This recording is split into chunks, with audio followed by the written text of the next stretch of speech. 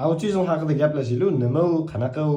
Bu autizm haqida gaplashamiz. Autizm o'ziga ta'rif beradigan bo'lsa, autizm bu murakkab sotsial defitsit bo'lib, muloqot, qaytariluvchi xatti-harakatlar hamda cheklangan qiziqishlar bilan kechuvchi psixoemotsional buzilishlarga nisbatan aytiladi va bu psixonevrologik muammo hisoblanadi. Biz autizm diagnozini qo'yishimiz uchun bolada 3 ta sferasini baholashimiz kerak bo'ladi. Bu ijtimoiy sfera, kommunikativ sfera hamda stereotip harakatlar.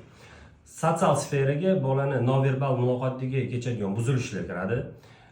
Bolani tengqurlari bilan kontakt o'rnatmasligi kiradi. O'zini qiziqishlari, yoqtirgan narsalari bilan spontan bo'lishmaslik va emotsional tig'izlik kiradi.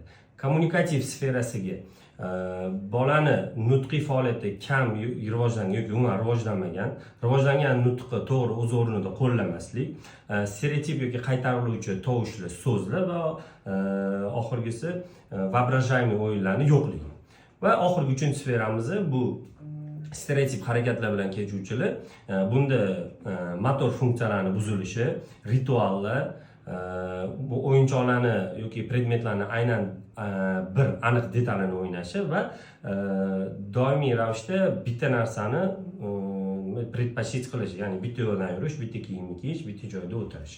Mana shu 3 ta sferadagi kamida 6 ta simptom bo'lganda bolaga autizm diagnozi haqida o'ylab ko'riladi va o'tkazilgan testlar natijasida autizm diagnozi qo'yiladi.